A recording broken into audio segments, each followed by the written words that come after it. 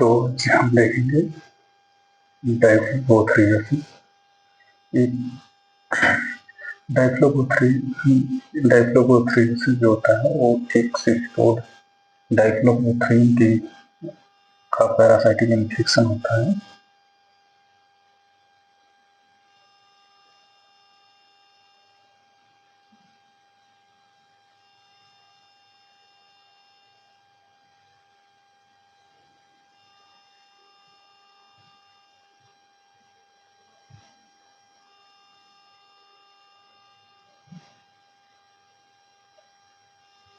डाइफ्लोबोथ्रियासिस एक parasitic infection है जो कि डाइफ्लोबोथ्रियम लैटम के द्वारा होता है। पॉजिटिव एजेंट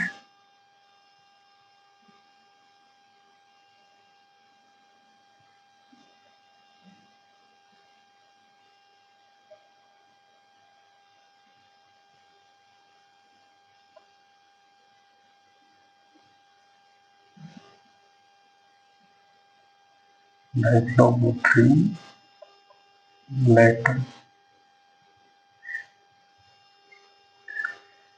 इसको स्टेप वर्म भी कहते हैं। Step worm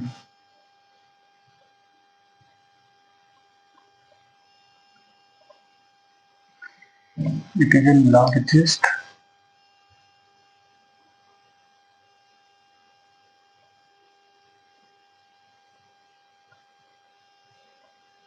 known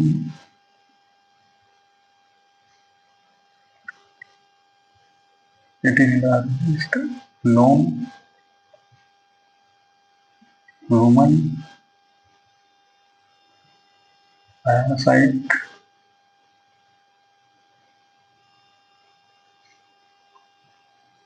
found in intestine।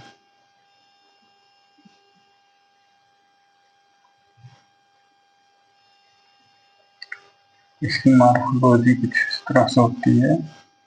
Morphology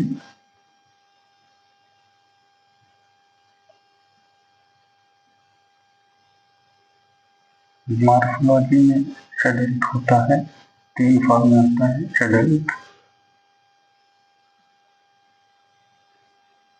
pig form and larva.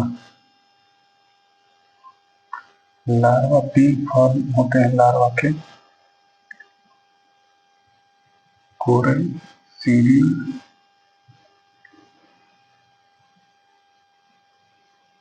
Coracidium larva L1 कहते हैं। प्रोसर्कॉइड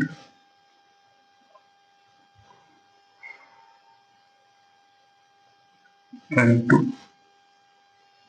and प्लीरोसर्कॉइड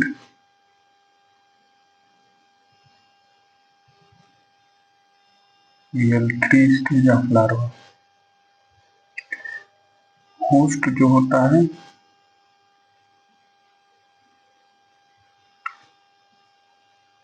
जिस पर ये डाइफ्लोबोथ्रियम लैटम पैरासाइट जो होता है, जिस पर वो अपने न्यूट्रिशन के लिए डिपेंड होता है या जिन ऑर्गेनिक पे के अंदर उनका ग्रोथ या लाइफ साइकिल कंप्लीट करते हैं, उनको होस्ट कहते हैं। तो होस्ट जो है प्राइमरी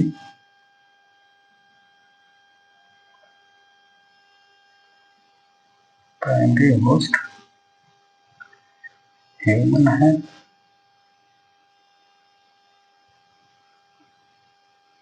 प्राइमरी होस्ट वो होते हैं जिसमें किसी पैरासाइटिक का सेक्सुअल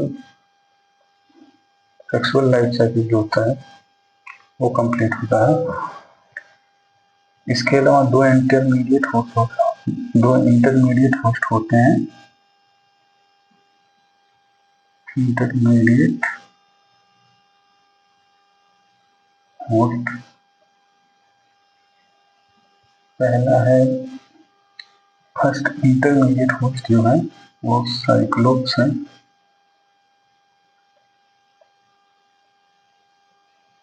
साइक्लोप्स ये क्रस्टेशियंस होते हैं और सेकेंड इंटरमीडिएट होस्ट जो है वो फिश होता है।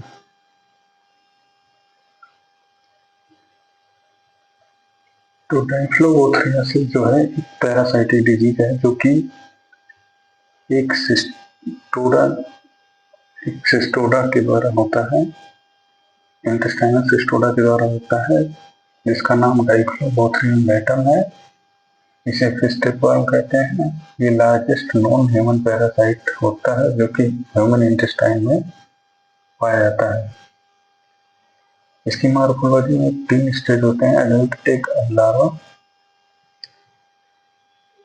लार्वा के 3 स्टेज हैं, कोरासीडियम L1, प्रोसर्कोइड L2, प्लेटोसर्कोइड L3।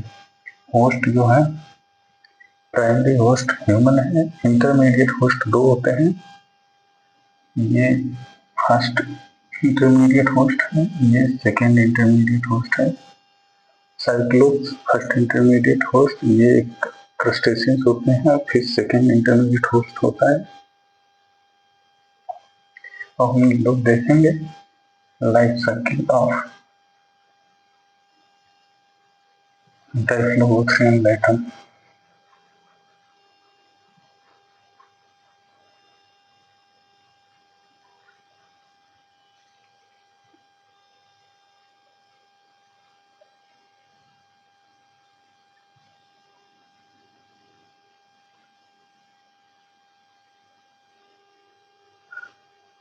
Life cycle कुछ इस तरह से होता है कि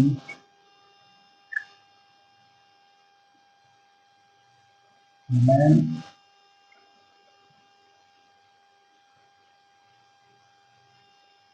ह्यूमन एक्वायर इन्फेक्शन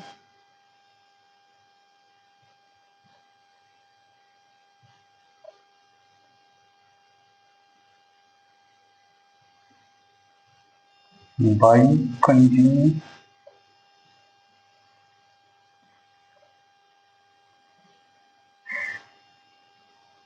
contaminated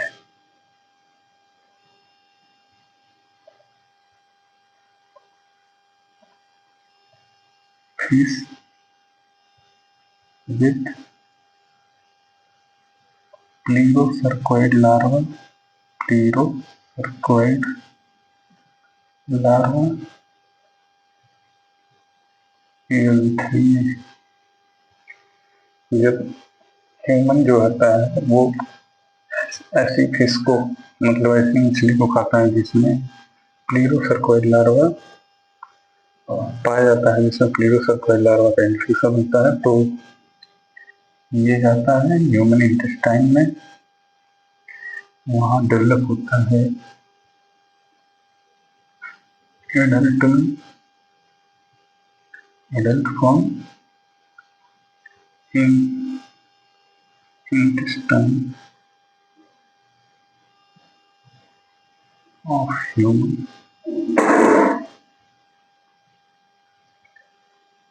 फिर ये प्रोड्यूस करता है egg,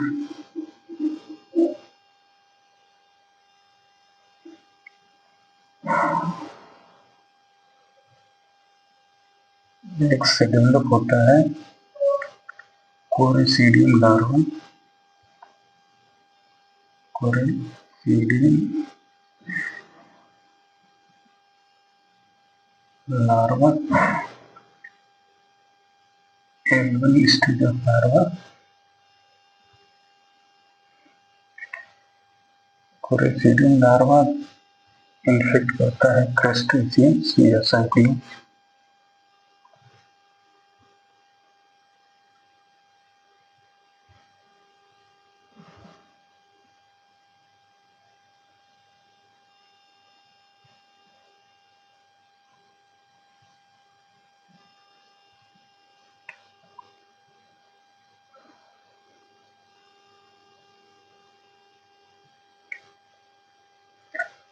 crustacean coracidium larva infect करता है साइक्लोप्स और क्रस्टेशियंस है।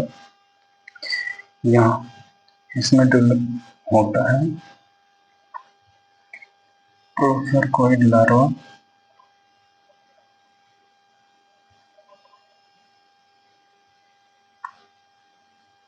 L2 स्टेज ऑफ लार्वा, फिर ये इन्फेक्ट करता है फिश को,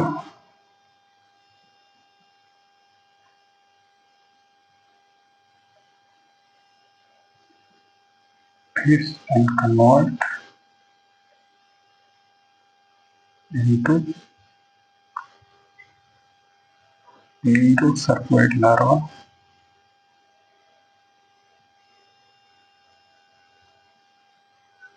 Plerocercoid larva जो कि L3 स्टेज है, और ये फिर इस तरह से साइकिल कंप्लीट होती है।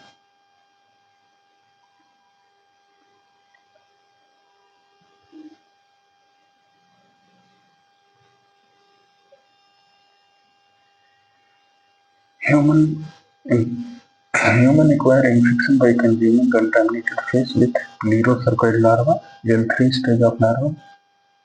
ये जाता है आफ्टर कंज्यूमिंग डेवलप करता है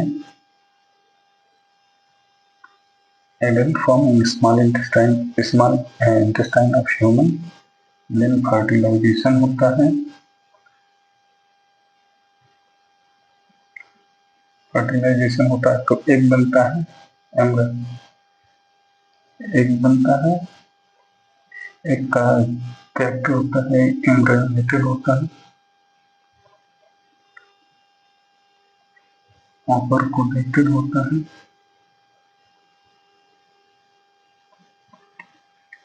डू नॉट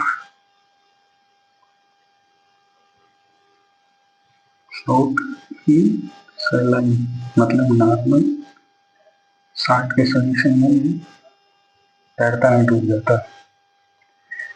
उसके बाद एक जो है वो एक जो होता है फर्टिलाइजेशन के बाद एक जो होता है एम्ब्रियोनेटेड एग, ये डिस्चार्ज होता है इन फीसेस, मतलब स्टूल के साथ ये इन्वायरमेंट में आ जाता है। तो इन्वायरमेंट में ये डेवलप होता है coracidium larva, L1 stage of larva, larval stage L1 stage develop होता है इन्वायरमेंट में, सॉइल में या वाटर में।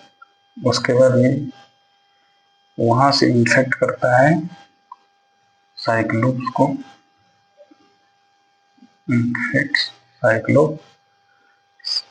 साइक्लोप में डेवलप होता है procercoid larva, L2 stage of larva, then procercoid larva infect करता है फिश को, कन्वर्ट होता है प्लीरोसर्कोइड लार्वा। प्लीरोसर्कोइड लार्वा जो है L3 स्टेज है, और जब इस कंटामिनेटेड फिश को ह्यूमन इंजेस्ट करता है through in the form of food, then फिर से साइकिल रिपीट हो जाती है।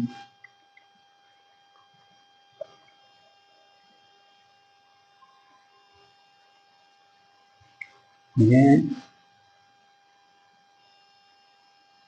प्राइमरी होस्ट में होता है इतना,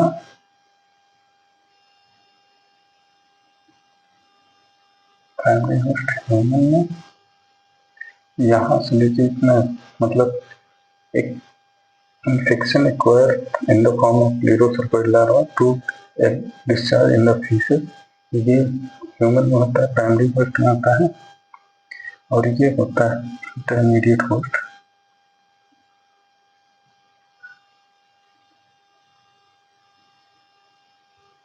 इंटरमीडिएट होस्ट जिसमें दो मेंबर आते हैं साइक्लोप्स, ये प्राइमरी, फर्स्ट इंटरमीडिएट है, फर्स्ट इंटरमीडिएट होस्ट,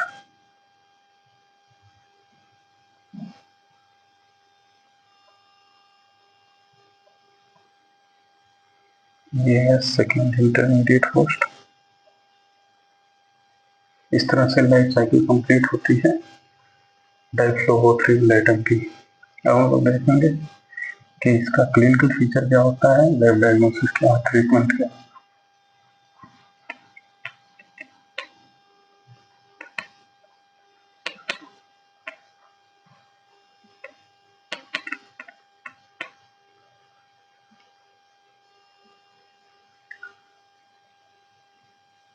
तो क्लिनिकल फीचर जो है या क्लिनिकल मैनिफेस्टेशन जो है,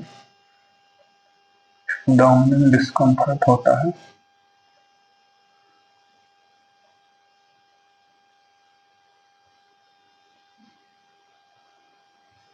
जिसमें कि पेन हो सकता है या फुल, मतलब हरा हरा कर गया,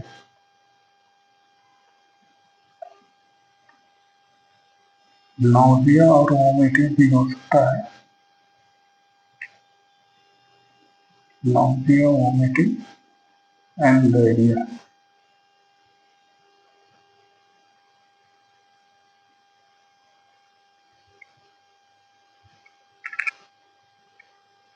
नाउजिया, वोमिटिंग एंड डायरिया हो सकता है। इसके अलावा मेगालोब्लास्टिक एनीमिया हो,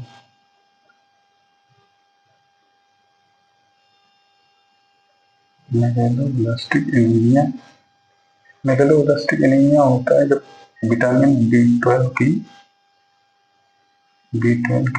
डिफिशियंसी हो जाती है।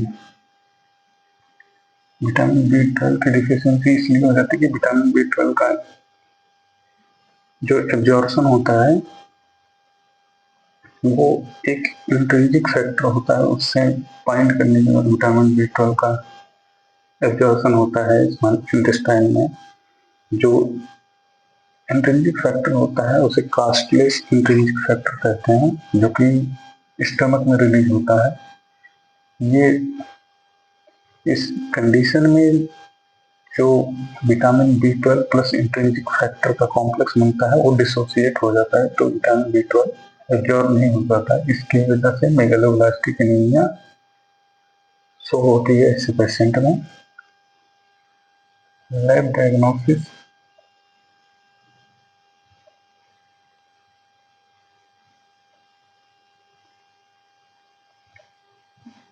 स्टूल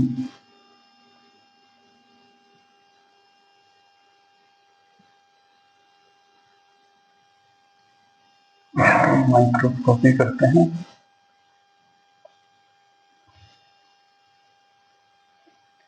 स्टूल माइक्रोस्कोपी में एक माउंट, इसमें आयोडीन माउंट या सलाइन माउंट करते हैं। एक जो डायग्नोस्टिक फॉर्म है, एक डायग्नोस्टिक फॉर्म, एक को डायग्नोस करते हैं स्टूल में। बाइल स्टेन होता है,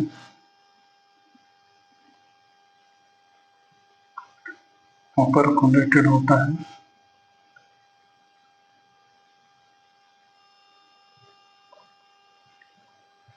और ये नॉर्मल सलाइन में फ्लोट नहीं करता है, डू नॉट फ्लोट सलाइन।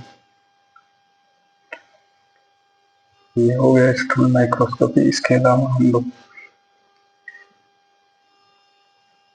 कर सकते हैं एंटीजन डिटेक्शन कर सकते हैं, जिसमें एलाइसा के through कॉपरो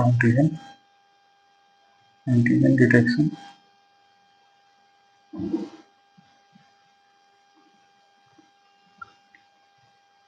bye ELISA,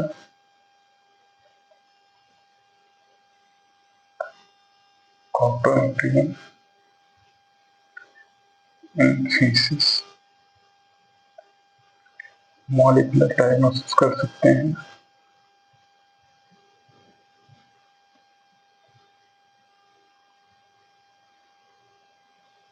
bye PCR,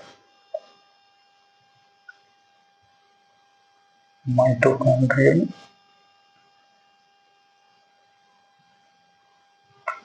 DNA, mitochondrial DNA of parasite. उसके बाद उसका सीक्वेंसिंग, डेल सीक्वेंसिंग,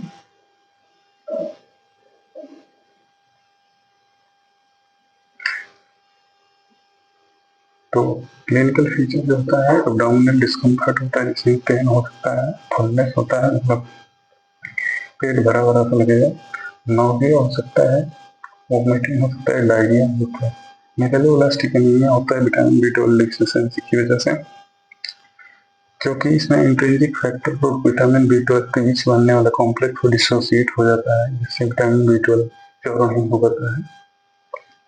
लैब डायग्नोसिस में स्टूल माइक्रोस्कोपी करेंगे, जिस स्टूल माइक्रोस्कोपी वेट माउंट के थ्रू करते हैं, जिसमें आयोडीन माउंट या सलाइन माउंट होता है। एक इसमें डायग्नोस्टिक फॉर्म होता है, बाइल स्टैंड होता है, मतलब येलो कलर का होगा अगर इसको नॉर्मल सलाइन में देखेंगे। ऑपरकुलेटेड होता है, do not float in saline. Antigen detection by ELISA, copro antigen in faeces होता है। मॉलिक्यूलर डायग्नोसिस होता है बाय PCR, माइटोकॉन्ड्रियल DNA और parasite. Then sequencing of gene. Treatment क्या होता है इसका? ट्रीटमेंट है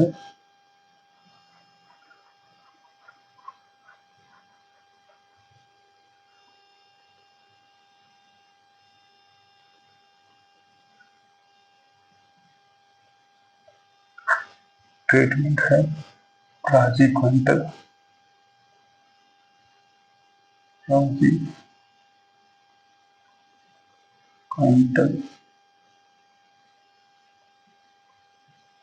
ये ड्रग ऑफ चॉइस होता है, मतलब फर्स्ट प्रेफरेंस इसी ड्रग्स को देते हैं।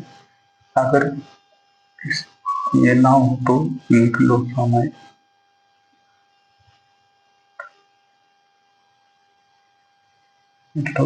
भी दे सकते हैं। प्रिवेंशन ये है कि जो लोग मतलब फिश खाते हैं उनको प्रॉपर उसको कुक करके खाना चाहिए, प्रॉपर पकाना चाहिए, और जो फीसेस होता है स्टूल का प्रॉपर डिस्पोजल करना चाहिए, जिससे इन्फेक्शन फैलने के चांस मतलब ना हो। Thanks for watching. सब्सक्राइब करें चैनल को, अगर वीडियो पसंद आता है तो शेयर करें।